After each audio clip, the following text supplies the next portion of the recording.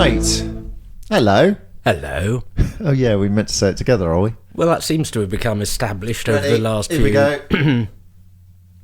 Hello, everyone. We should have decided if it's going to be one or body. One or body? Body. Body. Hello, everybody. Still Yes. terrifying. There we How are are. you, love? Not bad, not bad. The world rolls on.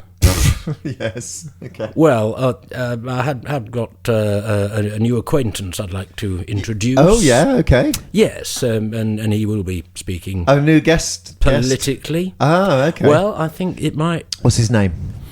His name is Andrew Wilnott. Okay, I good. don't think that's a funny name. Wilnott. Andrew Wilnott. Wilnott. It's not Wilnott. It's Wilnott. Yeah. It's not Wilnott. All right. Andrew Okay. Well, Wilnott. that's something for us all to look forward to. He contacted me on Facebook. Yeah. I friended him without realising it. Right. Apparently, Okay. but he's very keen. Wants to get into media. I think he might be able to, help raise our profile a Well, that bit. wouldn't be difficult. Yeah. Okay. Wouldn't be difficult to raise our profile. Well, as it's at rock bottom. Yeah. Say, right, that's not very respectful to our No. Speaking of which, loyal can you, listeners. can you say hello to Elle for me? To who? Yeah. Yes. Who is Elle? She's a colleague of mine, a friend. All right. Hello, Elle. Well done. Did that sound slightly sinister? Well, that's all right, but she'll enjoy that. Hello, Elle. All right. Okay, go. Hit me with it. Boom. Hello. No. What? Your first topic, you plank. Topic. Well, I don't believe in topics as such. Oh, I think it's very much an organic process, this. Out of truth and imagination will come comedy. That's all. The other day at the hospital, it was a quiet moment, and I was chatting with a member of the theatre staff. Mm-hmm. And now, what was it that came up? Yeah, but before I knew it, I don't know if this ever happens to you, before I knew it, I'd got into the subject of human sacrifice.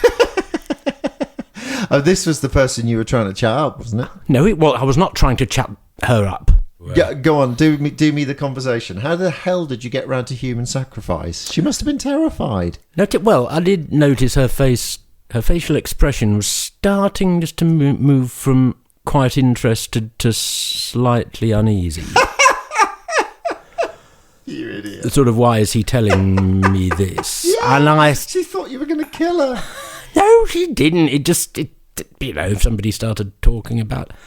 How did you I get don't round to human sacrifice? Well, Give me a demo of this conversation. it all started with AI. Right.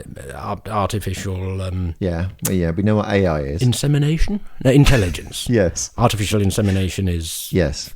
I think it started with the robot. The robot. Why the hell did this come up? What? The robot? Yeah. Well, because the robot, in the context of the theatres at the hospital, is a machine which does some operations. Oh, okay. The robot. Now, I don't think it does it remotely, but I think it's Controlled by someone, is it? yes, someone is controlling it. Right. So it's not surgery by AI. No. Okay. But, we quickly got onto the subject of, this might, that'll be the next stage, won't it, AI? Because they're already talking about using it at the GP level, or apparently it can detect, AI is better at diagnosing certain illnesses. Right. Okay. Including, I think, cancers. You can probably get a fucking appointment with it as well, which would help. You can probably just download the app. Yeah. Okay. No, but I think in some tests they did... Right. Okay. More reliable. It was better. It was more accurate in its diagnosis of certain Right. tumours. Okay. I think of studying X-rays or for Right. MARs, Spot things. those that seeing the anomaly. It did better. Yeah. The AI, this particular AI. Yeah. Program. Fuck me. She was probably hanging herself by this point, was she? No, I don't think we went down that particular path. No. But Why are we going down it now? AI. Right, go on. Yeah. Because then with the AI, and say, isn't it marvellous? And I think then we got on to things like the pop concerts featuring dead or no longer perform, like the ABBA one. They've got their. Now I don't know if that's AI, but it's very holograms. It's very or something. It's very lifelike holograms, isn't it? And Elvis or whatever. Yeah, Elvis. There have been and they were still shit. They were Now you're just being Mr. Controversial, aren't you? If you're still awake at home, you're doing well. Right, go. And this naturally led on to the discussion of, apparently in America, and I think you still have to be pretty rich to do it, as well as a bit odd. But I think some people have done it as with a late, a deceased relative or friend. Yeah. As long as you've got preferably some, moving video and photographs, you can create a film of like with the ABBA or the Elvis or the Buddy Holly of your late father. That sounds like a bad idea. Son, wife, whatever. And you can have them there talking and in their voice. And that doesn't sound good. It does sound a bit odd, a bit weird. I don't think I'd want to do it. Well, you're not really grieving then, are you? Well, might be. I mean, I suppose it's just taking the idea of something to remember the person by, and why just have a photo on the wall when you could have a moving, talking video or film of your late friend or relative. But that's a step on the way to, and then AI will generate its conversation. You'll be able to talk to them. That's all. Yeah, and I think AI is part of this. Right. Okay. Add that to AI, and you could say, so whoever, what do you think about something that's happened since they've died? Yeah. I suppose for that you'd have to. Sounds like a bad idea.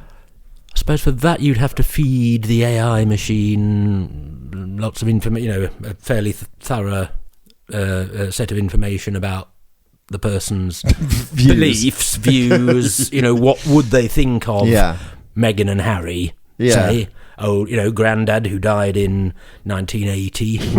What would he have made of Meghan and Harry? Right. And it could be very convincing. Okay. And we're saying this. Well, this would be rather odd, wouldn't it? Oh, yes, it would. But then someone else, not me. There were two other people, sort of privy to this conversation. It wasn't just you talking to this woman. No, it wasn't just me bleating on with her up against a wall, my nose an inch from hers. Saying, "Oh, wouldn't that be horrible?" No, that was because somebody else had said, "Oh, yeah, because they're using the robot in theatre, whatnot." Right. This time, and so the robot, and that was how the robot. Oh, and I think, right. Okay, robot, carry on. Robot, but not AI. No, not still. AI. I got a feeling we're still a fucking hour away from you getting to why you started talking about human sacrifice. That we got onto the subject. And then these. Oh, God. It's all right, you can edit these pauses out. I have to. I have to do it every fucking time. Although then again, they do sort of crank up the tension, don't they?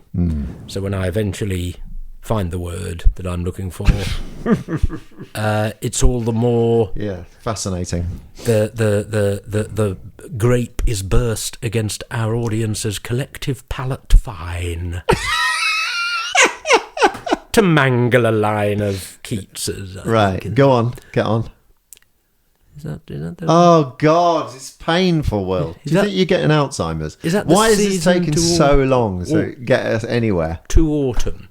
Ode to Autumn. Ode to Autumn. Is that the one about the cider press? Yeah, it will be, yeah. Season of mist and mellow fruitfulness. Mellow fruitfulness. Yes. Yeah, so then we got onto this, rather creepy idea of having, films. Dead relative, yeah. Or it might be holograms. It might be sitting right there. Yeah. Old Grandad Smith, who, to distinguish him from Grandad... From Granny Smith. Jones. Speaking of apples. Go on. Grapes, actually. Although we were talking about fruit. Season of mist is cider that's made from fucking apples. So don't give me that nonsense. But then I think it's later in that poem is the line about bursting the grape of pleasure. Fine. So we got onto this and how creepy that would be having the. Yeah. But then I said, But yes, if in olden times there were, people sometimes did do strange things which now seem rather grotesque with their loved ones. Like there was a woman in the in the early modern period, not the Middle Ages, but I don't know, 17th, 18th century or so. Who I think her husband was beheaded for treason. Right. He wasn't really, but she was allowed to. I think she would have had to petition the monarch of the time. Quite lucky not to be being beheaded or banged up herself. Frankly. But she was allowed to keep her husband's head, and she kept it with her in a box for the rest of her life. Right. So she was mental. Well, the point is, it wasn't considered all that bizarre at the time. Okay. Presumably, she would have had to have it pickled. Well, yeah, it'd go in some way. Manky otherwise. Soaked in vinegar. Yes, because she could use it as a conker. Yeah. She used to bring it along. Stick a string through it with a skewer. She used to bring it along to dinner parties and so on, and have it with her. Christ. Or just when making social calls. So, she wasn't excluded from polite society, it seems. Right. Then, so you started talking about like canopic jars and people with beheaded things. And canopic jars? What are they? Canopic jars. Egyptian jars, Yeah. Right. What did they do with them? Well, they stuck your organs in them, didn't they? It's not quite the same thing, but you know what I mean? It's still weird. Was that when they were mummifying? Yes. Well, then we got onto that. Somebody else, got on to say, oh, yes, well, the ancient Egyptians, didn't they do stuff like that, preserving the bodies? And so the organs or the intestines were... Yeah. And the stomach were taken out and preserved in a jar and kept there with the mummified body. Yeah, because you're going to need them in the afterlife. Yeah. Because they took the idea of resurection or future life very literally and physically. Your cat might be buried with you. And physically, all that stuff, yes, your cat. Right. Go on. So we got nearly there. So we got onto that, and then of course ancient Egypt. Yeah. Ancient societies which did tend to go in for human sacrifice. You've been longing to talk about human sacrifice for a while now. What, in general? With me. With you. Have we done it? I think it's one of the first things you said. Was it? In episode 3, human sacrifice. I've written that down. No, we never got to it. So this poor girl got it instead. But we got into ancient Egypt and ancient Native American cultures, the Incas and all that. And so yes, I don't think I got onto circumcision, but certainly I'd say yes, and human sacrifice. Yeah. So then, what was this girl's reaction when you started talking about human sacrifice? Well, I only just got onto human sacrifice, and I think I got onto the story of Abraham and Isaac. Oh God, she thought you were like a Bible bashing weirdo. No. I'll just say that. I think it was just she was finding it a bit difficult to follow. I'd gone from as are our poor fucking audience. I'd gone from ancient Egypt to the human sacrifice to then giving up human sacrifice. That was it. No, she did seem still quite interested when I said that. One of the interesting things about it is that it seems to be something that most societies have done at some point, but they're all rather ashamed of it. But was she alarmed, or was she just fucking bored? Waiting for you to get to the point. I don't think she could have been bored because I was speaking quite rapidly. In my she was just bewildered. My movement from one topic to the other. And when I got to human sacrifice, it's very, very interesting. Oh God! And some people, you could say, and then it was decided. How did this conversation end? Well, it ended about there. I think when I've got onto the Romans first. I think ancient Egypt, Romans feeling bad about it. Yeah. And then the. Did you let other people get a word in edgeways? And then I think they left by this time. Just you and this poor girl. Well, one thing that bothers me, Dave. Yes. Other than your poor microphone technique, which bothers me. Yeah. One thing that bothers me, Dave. Yes. As I'm sure it bothers everyone. Maybe not everyone. Might not. To a certain extent. Go on. To some extent. Misuse of words. Well, that does, yeah. Well, I don't know. I'm just wondering how you feel about these. Now, some occasions, as I say, it's not misuse, it's overuse and, well, either inflation or deflation. Okay. For example, iconic. Right, yeah. It's a bit ubiquitous, isn't it? A bit what? Ubiquitous. Ubiquitous, yes. Yeah. What's wrong with that? Nothing! Just I thought you said ubiquitous. Well, you were wrong, weren't you? Which some Not people... for the first time. Why are you touching your penis? Why are you talking to me? No, I am. Are you shifting your bollocks about? Why are you talking to me me? bollocks, yes. You're right. Trousers are a bit tight. Well, they've ridden up a bit. Okay. Let me just... Yeah. God almighty, what an image. Right, yes. Yeah, iconic. They're iconic. Oh, yeah. But what is it Amy Winehouse, she's iconic. Whatever, yeah. But I mean, the fact that... that's an example of inflation, or of a sort of connotation it's becoming similar the main... to saying they're genius, isn't it? Well, it's just become... Everyone's It's come to mean no genius. more than famous. Yeah, or right. well-known. Okay. Well, it's overused. Yeah. And so, frankly, is the word iconoclastic. It's Okay. become to mean nothing more than a bit rebellious. So is something that I remember coming in. So as an intensifier. And I think the apex of my annoyance with it was... Or the nadir, yeah. Well, it could be either. Fine. The peak of your... Well, let me have it then. The peak of your displeasure, Yeah. or the low point of your I'm saying displeasure. no, that doesn't make sense. So the peak of my displeasure with it, or me remembering consciously thinking, oh God, that really is My a thing remembering. now. My remembering. It's okay. It's a gerund. It's okay. It's not many people would notice. God, that poor girl at work. Right, okay. So was Graham Norton's autobiography, which was called So Me. Yes, so me. Well, there had already been a series called That's So Graham Norton. That's So Graham Norton, Or was it just So Graham So Norton. Graham Norton, yeah. To mean that's really applicable to me or something, yeah. Because I suppose we'd already... That is so me. Yeah. Doing that. So it's using so as a... That must have been the early 2000s when that suddenly appeared. Yeah, but the term very... Oh, that's very John, isn't it? He's being very Jeremy at the moment. I remember hearing that used and using it myself in the 1980s. Oh, Come All Ye Faithful has that lyric in it, very God. Yes, but that doesn't mean that is characteristic or typical of So God. God. That is just so God. That means Truth. true God. True God. The true God. The true God. Yeah, God, okay. and there is no other. But it is funny when it comes up in your Very God. Very God. Da not create, begotten, not created. That is so God, isn't it? He was so angry he turned red. Right. But now it would be just, he was so angry. And you wouldn't expect so angry what? Oh, that's so lovely. That's such a good picture. Right. But So then the irritating time this is used is when someone would say, that's so a good picture. Yes. That's, you know what I mean? That's annoying, isn't it? Yeah, although it would such a good picture. Well, that's would be all right. okay. I'd live with that. Yeah, That's such a good picture. That's such a good picture. Yeah, that's okay. But that is so a good picture. Oh, So shoot. Whoever says followed by a noun. Yeah. Or noun phrase. Yeah. When I was a teacher lecturer, and we were having one of those meetings. Happy days.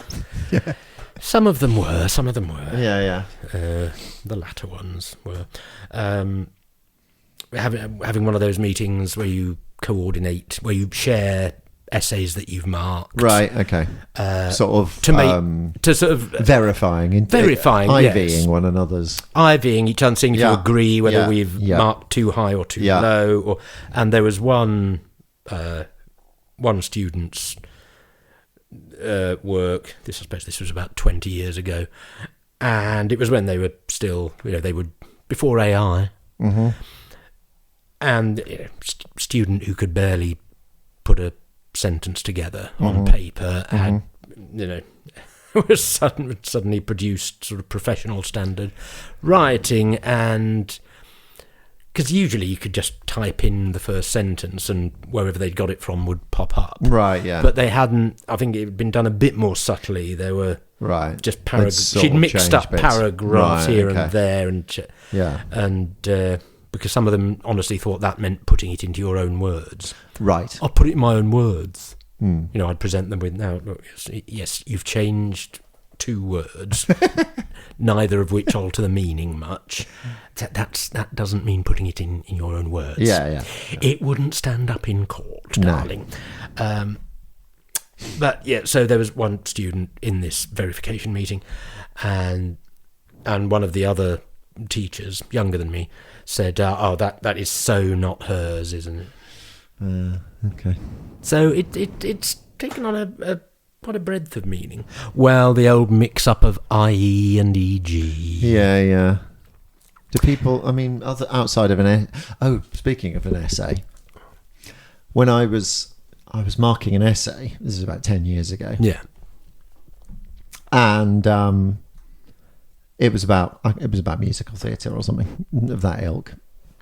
And one of the students had written, their opening statement was, hang on, let me get this right. Something like Sondheim wrote musicals and that. Wrote musicals and that. And that. Yes. Mm. And that. That was the complete sentence. Yeah. Sondheim Wrote musicals and that. book, lyrics and music. No. He wrote lyrics and music. He Lyrics started and off he wanted to write lyrics and music, but he just got hired as a lyricist. Which, to be fair, on West Side Story and Gypsy. So he's probably, he did all right. Yeah, I was about to say, I thought he'd wanted to do the music. Yeah. But he didn't for those. No. But then he... Yeah.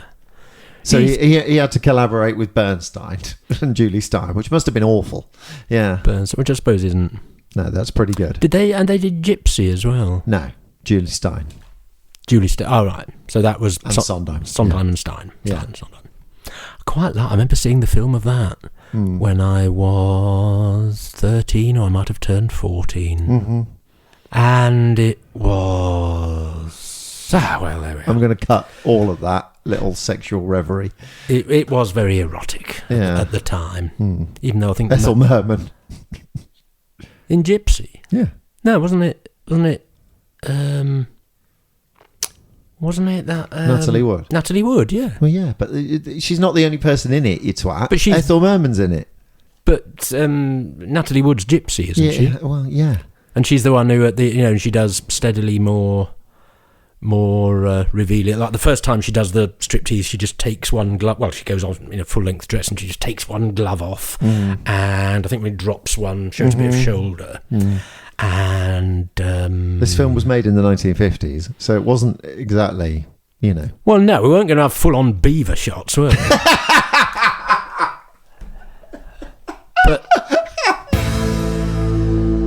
But yeah, I had a dream. Yes. A dream about you, A dream Willie. that will last as long as you live. No, that's Climb Every Mountain. Climb Every Mountain. That was on the other day.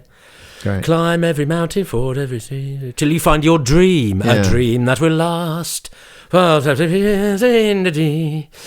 rubbish. Anyway, rubbish. You had a dream. Yeah. So in this dream, I was a female teacher. Gosh. Called Miss Burridge. I don't think I've ever had a dream in which I Never changed had sex. Okay. I'm a different sex. Oh, and you just were. I was Miss Burridge. You hadn't transitioned. No. You just were. I just was in Miss this Burridge, dream. Quite elderly. But it was you. Sort of in her 50s, yeah. But it was definitely you. Well, I was inside this person. But did it not seem strange? No. It was just in the... I was Miss Burridge. She was in her 50s. A bit pepper potty. A bit, Oh. Yeah, exactly. Bit that. Do you mean like the pepper pots in Monty Python? Yeah. So she, she's a bit tweedy. Tweedy. Sort of, she would wear pince-nez if, Oh, yeah. If they were... Yeah. Around. And then she was taking her students on this sort of outing or I was taking my students on you, Miss this, Burridge, on this outing, and we sort of went to the seaside, and we did X, Y, and Z. We did a load of stuff, to entertain them, and then it sort of transpired. It sort of then turned into a film. Right. It was a film. Were you watching the film, or were you in then, it? Well, I was sort of still in it. Both. But then it sort of transpired I was dying. Well, she was getting on a bit, was she? Well, she was in her 50s. Oh, 50. That's not, yeah. Yeah. And then it sort of turned out that this was a film plot called Miss Burridge's Last Day Out. Very strange. I mean, I just thought I'd tell you. What happened? What was going to happen? Well, she died. I mean, but it was sort of like her last farewell with the students, and she was sort of. Did they know? No, they didn't know. But no. she did. She did, yeah.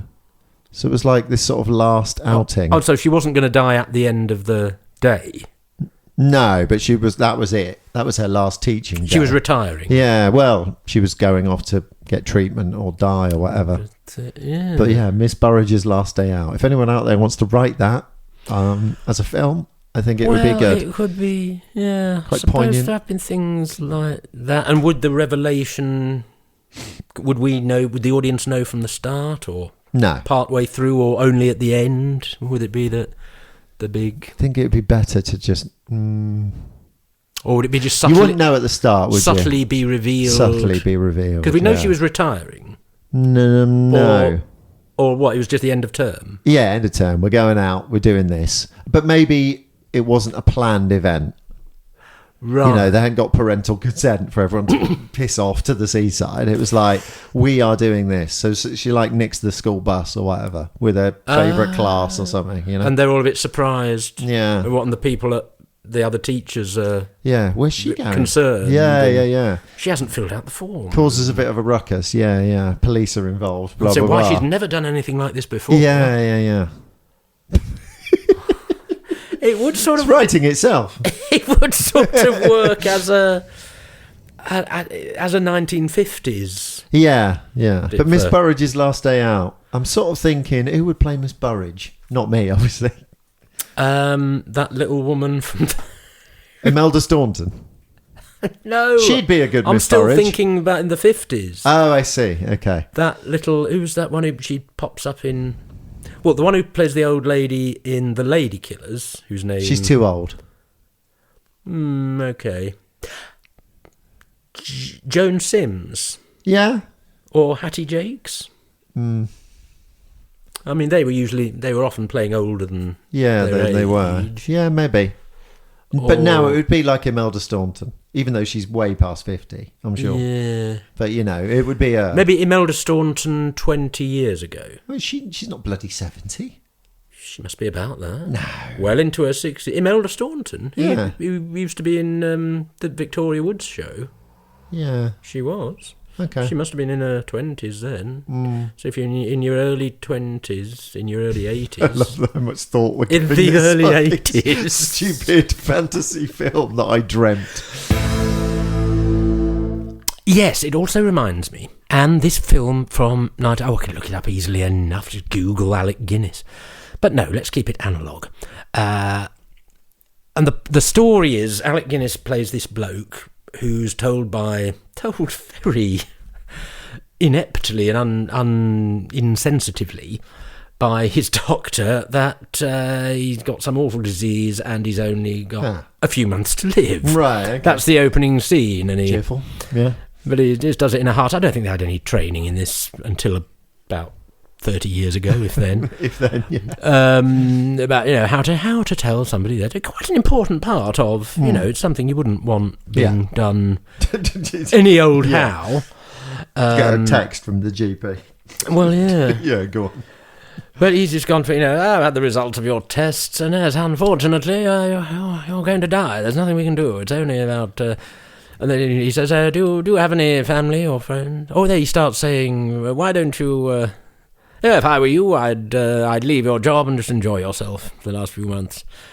Let all your family know, of course. Well, that's up to you. They say, well, I haven't got any family, actually. He's sort of got no family, no kids, no parents are both dead, and, no siblings or anything. He's all alone. So I think he just leaves his job, takes his savings, and moves to this hotel where he meets all these various people, and and he hasn't even really got any friends. Which is a bit of an art, which is a bit surprising because he sort of makes friends with all these people in the hotel, and the various sort of adventure. He helps out people with their love lives and all that. And then there's this scene where they're sort of urging him to, you ought to become a counsellor or something. You ought to become a psychiatrist. And it gets to the point where he reluctantly tells them, because very soon I'm going to die. And so, and he's got something called Lampington's disease. Okay. But then they have a distinguished guest at the hotel, and he turns out to be Sir Trevor Lampington, the famous doctor who discovered Lampington's disease. And he said, "Well, you do know who I am. I'm Sir Trevor Lampington, who discovered Lampington's disease, and I'll give £1 million to any doctor that can prove to me that you've got Lampington's disease." So he turns out, he goes back to the GP, and this hearty, couldn't give a shit GP. He just explained, "Oh yes, you got your notes mixed up with someone else with a slightly similar name." Oh God! Yeah, sorry about that. There's nothing about suing them or anything. Sorry about that. And he's going to get married to the woman who's fallen in love. Do you think that was the original story? I think so. It sounds like someone's sort of interfered and said, "No, it's too miserable." Yeah, I haven't got to the end yet. No, fucking hell. And then he dies of Lampington's disease. No, he hasn't. On the wedding night, on top of his wife. No, Go on. No, he hasn't got Lampington's disease, but then he's in a car crash, swerves to avoid an adorable child, who's run into the road to get their ball. Sorry, should have said spoiler alert. If anyone's not seen this, sees this or film, planning on watching this film from the 1950s. I remember what is the sort of one that turns up on Talking Pictures TV quite a lot, or other places. And he's not killed outright. Right. We have the deathbed scene where he knows he's dying, and Jesus, and he says something like, "I would have died anyway." Well, he wouldn't, would he? Well, he would have. 40 or 50 Well, yeah, but years. I mean, yeah. But he's sort of being philosophical and magnanimous about it, and tell Mary I love her, or some sort of thing. I think it ends with his funeral. Fucking hell! What's the point of that? What do you mean? What's the point? It's a tragedy. That's the point of it. Yeah, but I mean, what's the point of Hamlet? Well, what's first the point of all, of King Lear? What I thought you were going to say. Oh, sorry for not being as predictable as I usually am. No, I don't mean that. I mean, it's not you. It's whoever wrote that terrible story. J.B. Priestley. Yeah, well, he was having an off day. It would make more sense if...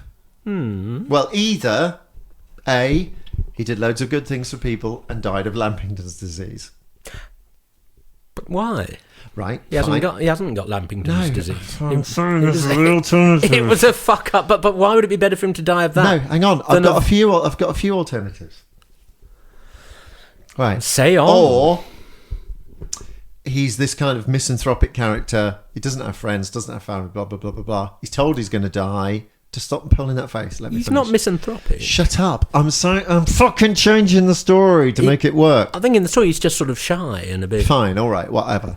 He sort of, and then realizing that he's going to die in a couple of months, he has this kind of, Scrooge-like revelation. And he's helping other people and feeling great. And then they come along and say, "Oh, you haven't got Lampington's disease," and so therefore, okay, now he's changed though as a person. He realises, okay, I should just help people anyway, in my life.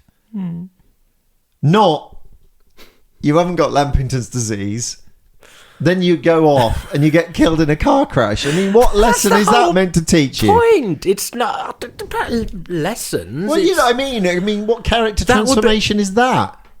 Well, his character has been transformed. He's discovered the true joy of life. Yeah, and then he gets killed in a fucking pointless car crash. It's a tragedy. It's silly.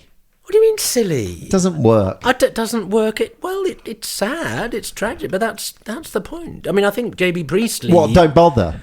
That seems to be the message of that. No.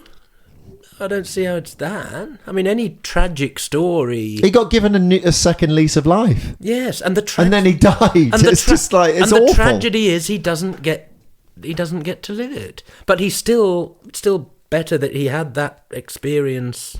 Is it? He thought he was going to die for 2 months. That'd be awful. And then he isn't. And then he does. It's terrible. Well, yes. I mean, no, but it's not terrible. I think as a story, as a tragedy, it works. It's just cruel. Well, isn't tragedy cruel? It can be, but normally a tragedy is plus time. Plus time. Sorry, yeah. Is someone who, through their own actions, brings about their own demise. Right. So let's finish that. Miss Burridge's last day. I'm sure out. You could find time for ended Miss Burridge's last day out. Yeah. Right. So she's taken the kids out. She's realised, life is wonderful. Whatever. She's improved their lives in some way. I mean, has she been an unpopular teacher, too strict? Yeah. Let's say that. That makes sense. I think, based on her pince-nez, she seems a bit. So then, after this, right? So, if in your world, what would happen? Shush. What would happen then is she has this wonderful last day out. What do they do? The police are after her. Whatever. What do they do? She's lost a job at the school, obviously, because. But what does she do with them that's so great? No, she just improves their lives in some way. I don't know. By getting them in trouble with the law? What's the point of that? What's great about that? You know it's silly. No. What did they just do? Lots of fun things. Yeah, but also she talks to them and gets to know them and whatever, and tells them a bit about herself, her wisdom or whatever. Something. She helps at least one of them. Tells them to live a better life. Tells them a bit about the man she loved. She let get away or whatever. Who went away to the war and never came back. Yeah. Is this taking place in the 50s? Yeah, let's say it is. Because, I mean, could it still happen in your nowadays? world? What would happen? Well, not in your world, but in Alec Guinness' world, what would happen would be... J.B. Priestley, I think, was the right... Who I do like, generally. Then, what would happen in J.B. fucking Priestley's version of this, who I do like, but still, is... And then, after all that... Yes. She'd find out, oh no, you don't have cancer. Right. You're gonna live. Yeah. And then she walks along and gets hit by a moped or whatever. I mean, it's a shit end to a film. No, I mean, if you want to turn a tragedy into a... But it should have been a tragedy. Into a poignant romance tragedy. Or a comedy. It should be poignant. Yeah. It can be yes, but... I don't like it. That's what I'm saying. All right. I mean, you don't have to I suppose you could just watch it up to the point where Sir Trevor Lampington tells him... I don't even want that bit. Oh, what? You want him to die of Lampington's disease? Well, I'd rather that than he's better. Great. I get a second lease of life. I've learned stuff. I'm going to have a wonderful life. But he's already had that. No, he hasn't. He gets he's had 2 months. Well, he has, but it's giving him some fulfillment. It's 2 months, Well. He's happier than he's ever been. Yeah, great. So then he should be able to carry on being happier than he's ever been. Well, yes, in a nicer world, but then we come to... Right, okay, so imagine the end of A Christmas Carol. Right. So, he did it all and infinitely more, but instead of that, he did it for a bit. He falls out of the window shouting to to the boy and dies a bloody splat on the pavement, on the snowy story. It's a terrible story. It would be a different story. Terrible. A Christmas Carol isn't a tragedy, is it? I mean, most of Dickens's stories aren't. I don't think that's a tragedy. I think that's just let's pull the rug out from under you. I don't like it. Right. This is my stipulation to anyone thinking of writing Miss Burridge's last day out at home. You fools. Then I do not want her to then get told she's not got cancer and then get knocked down by something. That would be shit. Yes, Chaucer. Sorry, I've been reading a bit of Chaucer. Because comedy, I mean... Chaucer's not funny.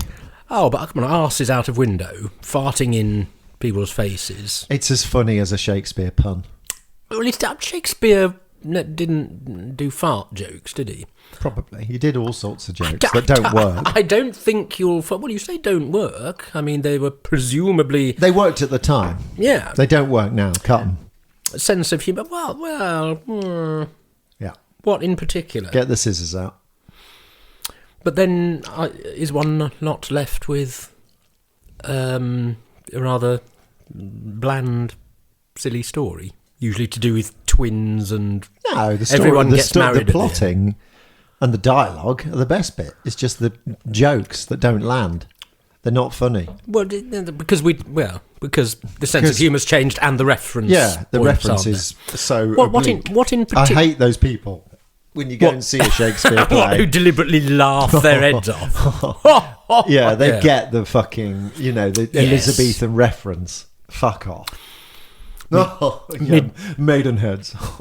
My dad used to say God. the same thing about when he sometimes went to watch Latin and Greek plays performed in the original.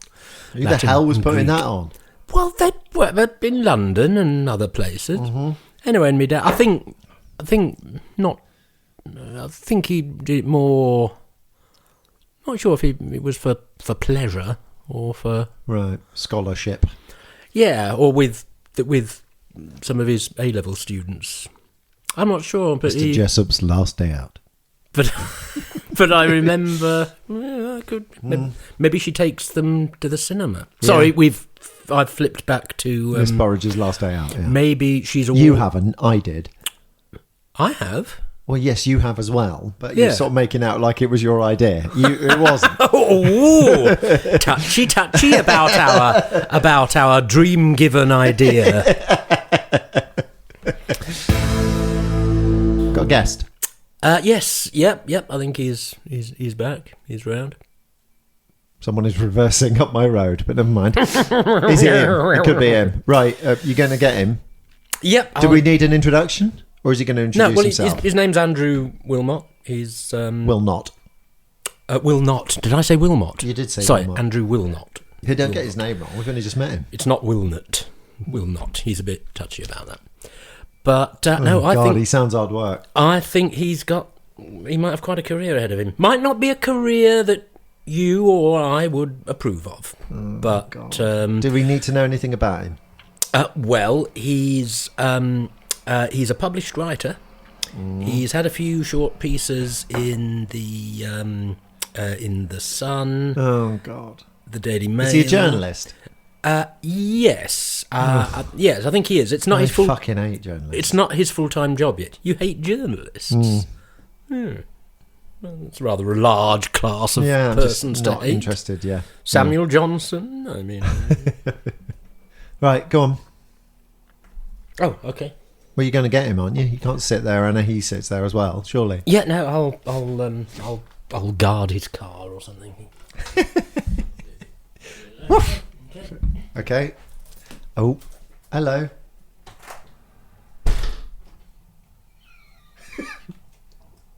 The Foley work on this is just. He didn't quite get in. Right. Hello. Nice to meet you. Hi. Oh God. Sorry, everything all right? Yeah, fine. Yeah. Hello. Hi, my name's Andrew. Andrew Wilnott. But that's what they all say. It's okay. I'm not precious about my name. I'm not gonna cancel anyone who makes fun of it. I might sue if I get really annoyed. Anyway, I think it's really important as a journalist that a range of voices are heard. And in this world that we're living in, when you're not allowed to say certain things. Well, you are. You're not allowed to... Am I allowed to interject? Offend them. Yeah, that's okay. I'm not interested... Well, you are. You're here doing it now. I'm not interested in silencing nonsense. voices. Look, can I just say, I don't have to be here. I was invited by your colleague and co-owner of this station. Okay, go on.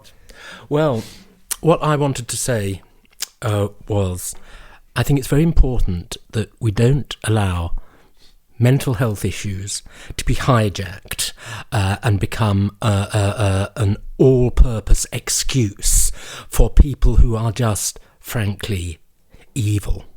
Who's that? Well, I'm not going to mention his name, and yes, I'm sorry, it definitely is a he of the word. Who are you talking about?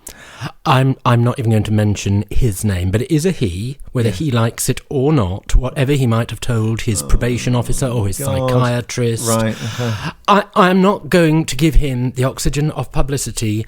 I'm not going to say his name, which will offend and hurt not just the families of his victims, but... Who the hell is this? But any decent person. Right. I'm also not going to say the names of his victims, because that would also tend to hurt his victims' families. And so what are you here to say? Sorry. And if you'll just let me finish. And of course, we're now hearing that he has mental health problems. Well, believe me, I'm the last person to want to persecute anyone or punish anyone for having mental health. I myself have had problems with social anxiety. It was quite difficult for me coming here today, so I'd be grateful if you'd respect that. And that, you know, it's not a small thing for me coming to an area like this. What does that mean? A place like this. Well, I don't want to go on about it, but well, there's a reason why it's expensive to live in London. And so, yeah, as someone who's struggled with social anxiety and social acceptance, I absolutely cannot be accused of insulting people with mental health problems. But people who kill beautiful, lovely, wonderful people are not suffering from mental health problems. They are... Well, they might be. If you'll just let me finish. They are not suffering from mental health problems. They are mad. That is mental. They are sick. They are twisted. They are evil. And I think we've got to really call out this whole culture of anything goes, no blame, not my fault, Gov, I've got mental health issues. No, I know what mental health issues are. When I suffer from social anxiety, I don't immediately start looking for beautiful, lovely, angelic people who light up the room. And you'll notice that these people always target the most beautiful and lovely and life-enhancing people. It's no accident. It's because they just cannot accept that they are mad and evil and probably, most of all, boring. That's why they do terrible things to draw attention to themselves. And it is, I'm sorry, but I will not be silenced, it is pure evil. Okay. And I think we know who is responsible for this whole... I dread to think what you're about to say. So you present on GB News, is that right? I've had an interview on GB News. On GBBs? On GB News. Why do you call it that? Because you're just trivialising it, infantilising it. Yeah, well, it doesn't need that. It's okay. I'm sure it will not bother the guys and gals at GB News.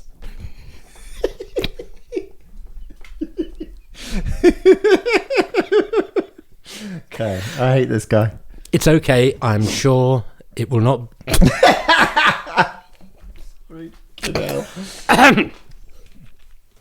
I'm sure it will not bother. Stop it.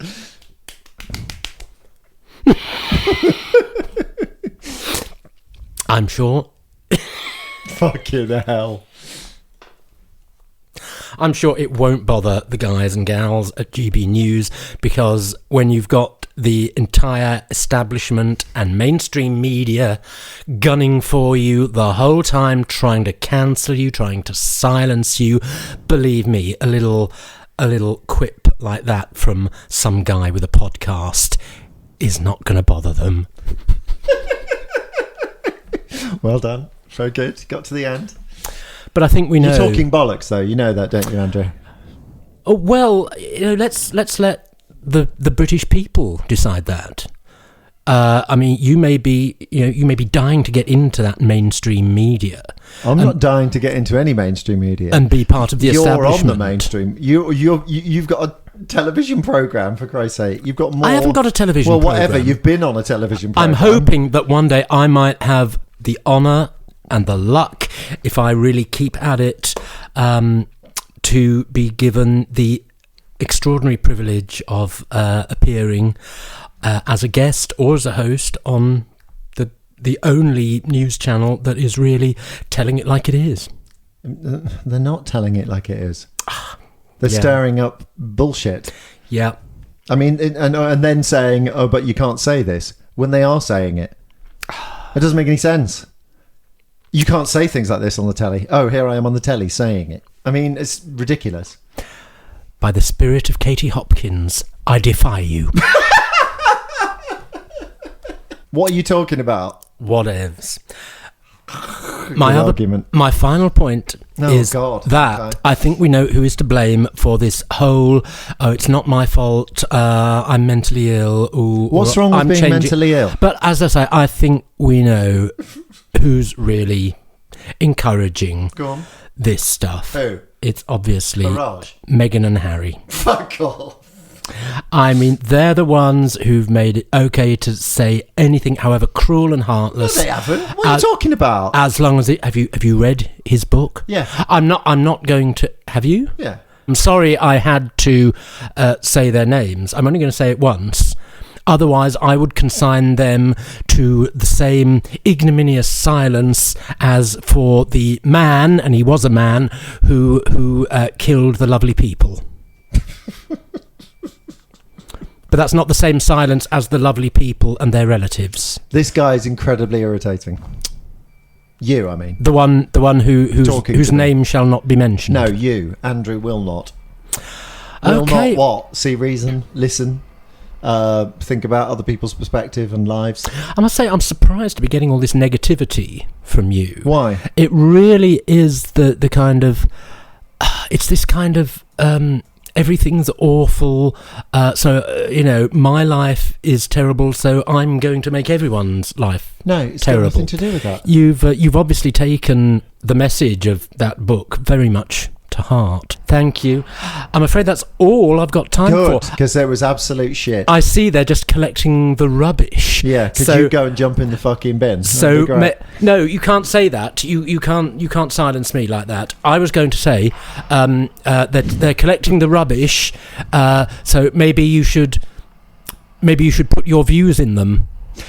Will mentioned. Sorry, before you go, Andrew. Yeah. Will mentioned that in some way you'd be helping us. Oh well, yeah. I should. How are you helping us? Well, other than raising my blood pressure. Well, I have contacts. I'm working my way. I don't want to be going up that ladder. Up what ladder? The ladder of GBBs and Talk TV. Well, I mean, if fingers and everything else crossed, I do get to be on GB News. My first piece to camera might be about, who knows, podcasts. Great, do that. And the entitled politically correct elite tendency that's taken them over. Or politically correct. I'll let your words condemn you out of your own mouth. Bye now. Goodbye. Don't call us. We'll call you. Never. Oh, Jesus Christ. I thought Bliss was fucking irritating. And Ian. Why are they all irritating? Why does Will find these people that are... Oh, hello, Will. Yeah, we are. You all right? Yeah, did it go well? No. Who was that twat? He seemed very happy when he came out. He was very happy with himself. Said he'd got lots of great material. He's a moron. Why are we getting him? I think that's a bit strong. He's a smug, self-satisfied, fallacious moron. Fallacious? Yeah. Oh, you mean what he says is fallacious? Yeah. His points of view. Why have we got him in? Well, because I think, he does seem to have some contacts in the... Well, we don't want to be on GBBs, in the press. Well, no, not on it, but he might give us a shout-out. That's what he said. Well, yeah, in a bad way. What I was thinking was, and I've got no preconceptions of how well this is going to go, but I thought we'd play films or book titles where you either take away an S or add an S and see if it makes it better. Okay, like for example, what if it... Jaw. Well, work? How would it work? I mean, jaw does sound a lot... It changes the meaning of it in some way. It makes you think of something different. It doesn't sound... As terrifying. Jaw is just like it's about your jaw. Doesn't sound... Mandible, the film. Yeah. Right, that's what I'm saying. Fucking hell. Can you not just play gracefully with ideas for a second? I get it, and I think it's not a bad idea. Right, well, let's fucking do it then. If that's not too light-o-ty. Christ. So is it just film titles? No, it can be anything. Let's say anything. Let's just keep going. Fuck me, Will. Such a blocker. The Beatle. Selectors. What's that? There was a ska revival band, Selector. I used to think it was Selectors. The Special. There you go, we got one. That sounds more like the soup of the day or something. The special offer. Yeah, the special, yeah. Oliver Twists. Yeah, okay. But that's changed, that's sort of getting into verbs. That's all right. Oliver Twists. It's not pluralising. It could be about him doing a little dance. Oliver does the twist. Yeah. But it's not pluralising. I think we could let our audience figure these things out. We've gone on from pluralising. We're just, okay, let's say we're either adding an S or taking one away. But only from the ends of words. What about sheep? What about them? Or deer? Oh, for fuck's sake. Rudolph the Red-Nosed Reindeer. You don't... if I say the red-nosed reindeers, that's just incorrect, isn't it? Yes. Because my God. Well... I'm just... I'm just trying to get these things established. Okay. I can't think of that many. There aren't many films or books or bands with sheep in the title. Forget sheep. God almighty. Forget the sheep. It's in the past. If you've got any at home, just be glad you're not doing it with Will.